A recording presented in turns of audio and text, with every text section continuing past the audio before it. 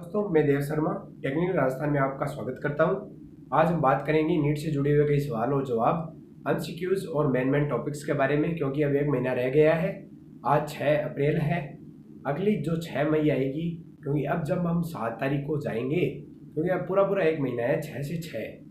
तो अब आपको जो है वो बहुत मेहनत करने की ज़रूरत है। तो सबसे पहले तो अपन दिनचर्या की बात करेंगे, किस हिसाब से अपन जो है वो पढ़ें, क्योंकि नीट का जो लेवल है वो बहुत हाई लेवल है।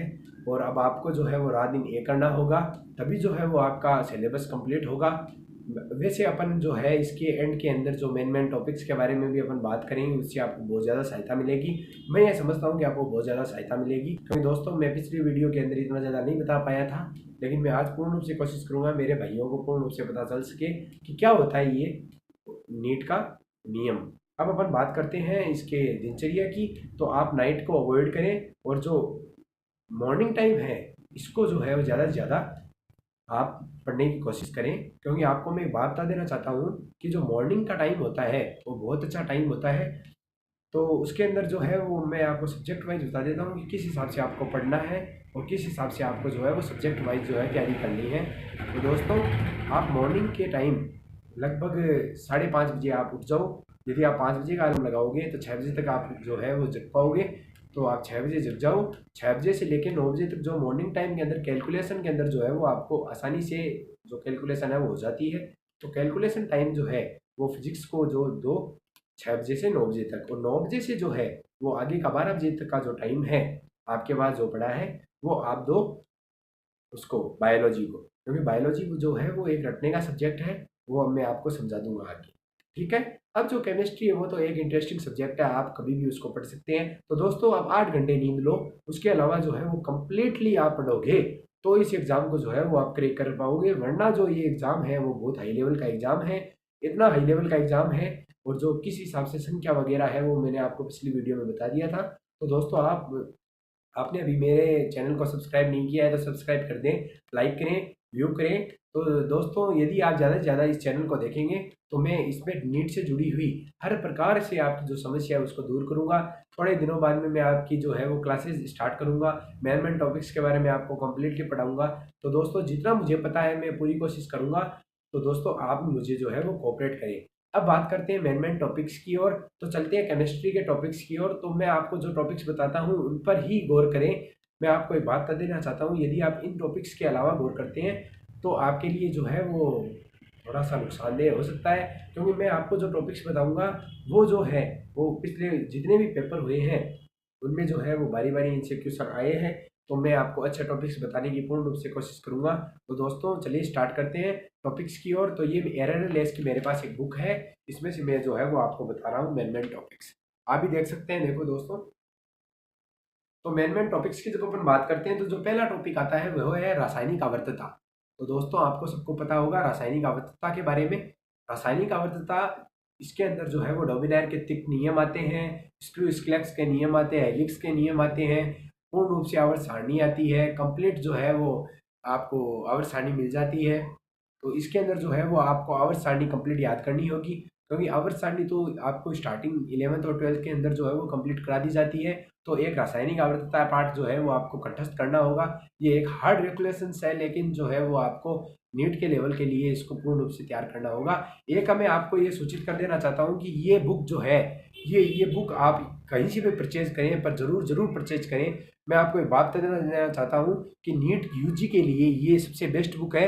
अभी जेई मेन का पेपर हुआ था, इसके अंदर से आपको जो है वो सारे क्वेश्चन जो है जेई के पेपर में आए हैं। मैं आपको ये बता देना चाहता हूँ, नेक्स्ट वीडियो के अंदर मैं आपको ये भी बता दूंगा कि कौन कौन से क्वेश्चन जो है वो इस किताब में से कहाँ कहाँ से आए हैं। तो दोस्तों, इसी किताब के अंदर से कंप्लीटली जो है वो क्वेश्चन पढ़े हैं। तो ये एररलेस जो बुक है ये आपके लिए बहुत ही अच्छी मददगार जो है वो साबित होगी।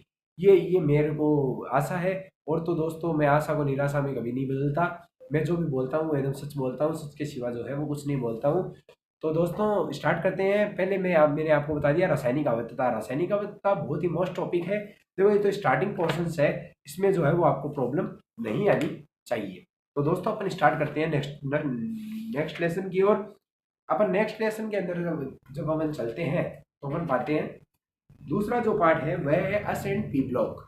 आप ब्लॉक जो है वो कंप्लीट याद करें, क्योंकि आपको पीरियोडिक टेबल कंप्लीट याद होगी तो आपको ब्लॉक में कोई भी परेशानी नहीं आएगी। तो दोस्तों, आप दूसरा जो टॉपिक मैं आपको बता देना चाहता हूँ वो है एस और पी ब्लॉक कंप्लीट याद कर लें। तीसरा जो है वो डी और एफ ब्लॉक को कंप्लीट याद कर लें। चौथा जो है वो कार्बनिक यौगिकों का शोधन, वर्गीकरण एवं नामकरण, मतलब जो जितने भी कार्बनिक यौगिक है उनका नामकरण, शोधन मतलब बने कहाँ से हैं, मतलब नोमेनक्लेचर, और उसका जो प्रोडक्ट वगैरह जितना भी आगे रिएक्शन होती है, अलग अलग रिएक्शंस होती है, उन सभी के बारे में जो है वो आपको पढ़ना पड़ेगा।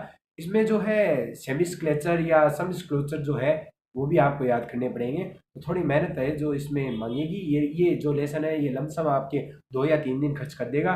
तो आप रोजाना जो है इस लेसन को याद करें। तीसरा जो चौथा जो लेसन है उसके बारे में अपन बात करते हैं, एल्कोहल, फिनॉल और ईथर। एल्कोहल, फिनॉल और ईथर को आप अपने हाथों पर याद कर लें। यदि इनकी रिएक्शंस को आप अपने हाथों पे याद नहीं करेंगे तो केमिस्ट्री पोर्शन में आप सफल नहीं हो पाएंगे। तो इन सभी को हाथों पे याद कर लें, एकदम इस तरीके से याद कर लें कि बस अपन को तो बुक उठानी नहीं है, हर तरीके से जो है वो अपन क्लियर है। तो पांचवें टॉपिक की अपन जब बात करते हैं तो वो नाइट्रोजन युक्त यौगिक है। जितने भी नाइट्रोजन युक्त यौगिक है, मतलब पिछली बार जो पेपर 2013 के अंदर नीट का पेपर आया था उसके अंदर नाइट्रोसो यौगिक के 5 क्वेश्चन पूछे गए थे। बार बारी बारी उन क्वेश्चंस को जो है वो पूछा जा रहा है।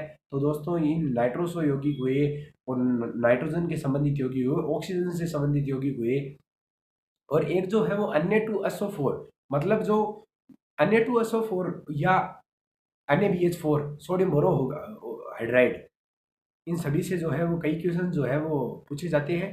तो मेरा जो तो एक्सपीरियंस है वो 3 या 4 सालों का है। तो दोस्तों, आपको तो पता ही होगा मैं आपका अच्छे से अच्छा कॉम्पिटिटर हूँ। तो दोस्तों, अपन और लेसन्स की बात कर लेते हैं। फिर आपको जो है वो जीवाणु याद करना होगा। जीवाणु बहुत ही मेन टॉपिक है, जीवाणु, तो इसे भी कंठस्थ याद करें। और उसके बाद में जो है वो मैं आपको बता देता हूँ, एल्डिहाइड एवं कीटोन। एल्डिहाइड एवं कीटोन जो है वो बहुत ही मोस्ट टॉपिक है, जल्दी से याद हो जाने वाला है, और ये भी आपको हाथों हाथों से याद करना होगा। उसके बाद में कार्बोक्सिलिक अम्ल एवं इसके गुण। कार्बोक्सिलिक अम्ल एवं इसके गुण को यदि आप याद करोगे तो आपको कम से कम 3 दिन खर्च करने होंगे। तो अब आपके पास समय है नहीं, दिन है कम, और जो समय सीमा जो है वो आपके लिए है वो बहुत कम रह गई है। तो अब 1 महीने के अंदर जो है वो इन सभी टॉपिक्स को आपको याद करना है। आज के लिए मैं सिर्फ केमिस्ट्री के ही टॉपिक्स के बारे में अपन बात करेंगे।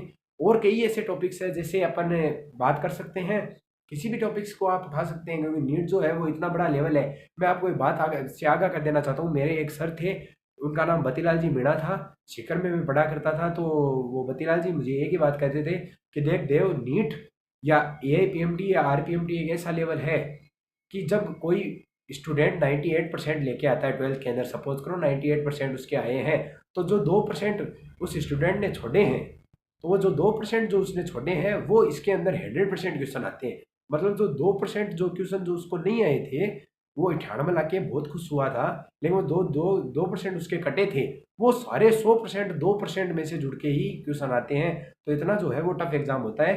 तो कंप्लीटली जो है वो आप अध्ययन कीजिए। और मैं आपको कल फिजिक्स और बायोलॉजी के भी जो है वो आपको मेन टॉपिक्स के बारे में बताता रहूँगा। अब अपन लेटेस्ट अपडेट जो है वो लगाते रहेंगे। अब मैं आपको जो है वो एक बात बता देना चाहता हूँ कि 8 तारीख को सुबह 9 बजे से 3 बजे तक जो है वो एक क्लास स्टार्ट रहेगी।